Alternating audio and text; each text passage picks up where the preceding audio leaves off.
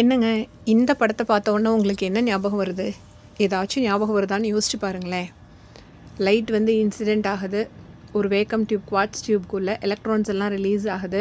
அதை கண்டுபிடிக்கிறதுக்கு வெளியில் ஒரு வோல்ட் மீட்டர் ஆம்பியர் வச்சுருக்காங்க. இந்த படத்தை பாருங்களேன். ஃபோட்டான்ஸ் வந்து இன்சிடெண்ட் ஆகுது, எலக்ட்ரான்ஸ் எல்லாம் ரிலீஸ் ஆகுது. இந்த எஃபெக்ட்டுக்கு என்ன பேருன்னு ஞாபகம் வருதுங்களா? இது நம்மளோட அடுத்த நோபல் பிரைஸ் சீரீஸில் வரக்கூடிய ஒரு எஃபெக்ட். ஆமாங்க, நம்ம எல்லாருக்குமே தெரிஞ்ச ஃபோட்டோ எலக்ட்ரிக் எஃபெக்ட் தான் இது. when light strikes materials it can eject electrons from them. this is called photoelectric effect. அப்படின்னா என்ன சொல்கிறாங்க? இந்த ஃபோட்டோ எலக்ட்ரிக் எஃபெக்ட் அப்படிங்கிறதுல லைட் இன்சிடென்ட் ஆகிறதுனால கரண்ட் ப்ரொடியூஸ் ஆகுது அப்படின்னு சொல்கிறாங்க. ப்ரொடியூஸ் ஆகிற கரண்ட்டை ஃபோட்டோ எலக்ட்ரான்ஸ்னு சொல்கிறாங்க. எஃபெக்ட் இதுக்கு தான் நம்மளோட ஐன்ஸ்டீனுக்கு நோபல் ப்ரைஸ் ஃபஸ்ட்டு கிடைச்சிது. ஓகே, எப்படி, எதுக்காக நோபல் ப்ரைஸ் கிடச்சிது, என்ன அப்படி ஸ்பெஷலாக இவர் கண்டுபிடிச்சாரு, கிளாசிக்கல் தியரியில் இல்லாத விஷயம் என்ன அப்படிங்கிறத இந்த படத்தை பார்த்து நீங்கள் தெரிஞ்சுக்கலாம். இங்கே பாருங்கள், ரெட் கலரில் இருக்கக்கூடிய லைட் ஃப்ரீக்வன்சிஸ் வந்து அது மேலே மோதும்போது எந்த கரண்ட்டும் வரல.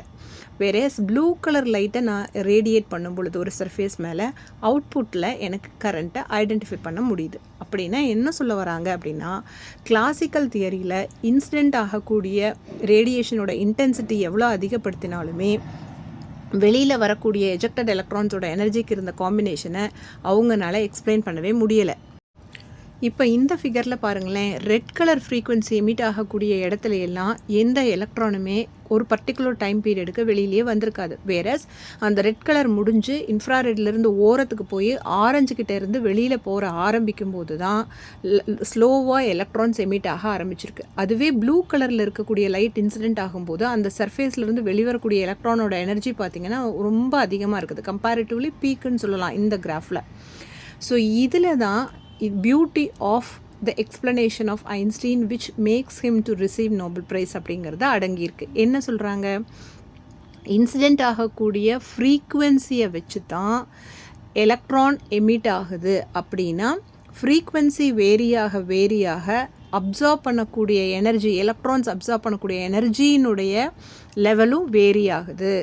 இன்டென்சிட்டி ஆஃப் த ரேடியேஷன் அதிகப்படுத்துறதுனால எனர்ஜியில் எந்த சேஞ்சுமே நடக்கலை அப்படிங்கிறத சொன்னதுனால டிஸ்க்ரீட் காம்போனண்ட் ஆஃப் எனர்ஜி ஸ்பெக்ட்ரம்கான கரெக்ட் எக்ஸ்ப்ளனேஷனை நம்மளோட ஐன்ஸ்டீனால் கொடுக்க முடிஞ்சுது.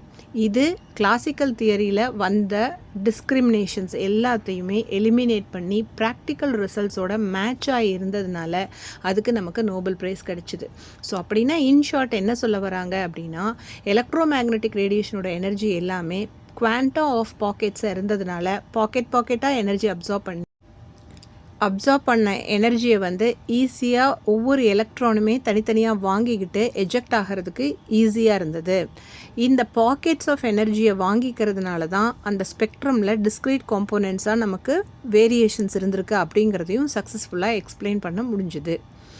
ஸோ நீங்கள் எலக்ட்ரோமேக்னெட்டிக் ரேடியேஷன்ஸ் எடுத்துக்கிட்டிங்க அப்படின்னா மோனோக்ரோமேட்டிக் சோர்ஸாக இருந்தது, சேம் ஃப்ரீக்வன்சி ஆஃப் லைட்டாக வருது அப்படின்னா நம்ம எக்ஸ்பிளைன் பண்ணுற கிராஃப்க்கு ஈக்குவலண்ட்டாக இருக்கும். இதுவே பாலிக்ரோமேட்டிக்காக இருந்தது, டிஃப்ரெண்ட் ஃப்ரீக்வன்சிஸில் லைட் இன்சிடென்ட் ஆனாலும் அதுக்கு தகுந்த மாதிரி எக்ஸ்பெரிமெண்டல் ரிசல்ட்ஸ் கிடைச்சிது. ஸோ இன்சிடென்ட் ரேடியேஷனோட இன்டென்சிட்டினால் இல்லை, ஃப்ரீக்வன்சினால தான், அதுவும் பேக்கெட்ஸ் ஆஃப் எனர்ஜியாக இருக்கிறதுனால தான் ஈஸியாக இந்த மாதிரி எஜெக்டட் எலக்ட்ரான்ஸோட எனர்ஜியில் இருக்கிற வேரியேஷன்ஸ் நடக்குதுங்கிறத சூப்பர்பாக எல்லாருமே புரிஞ்சுக்கிட்டீங்க தானே?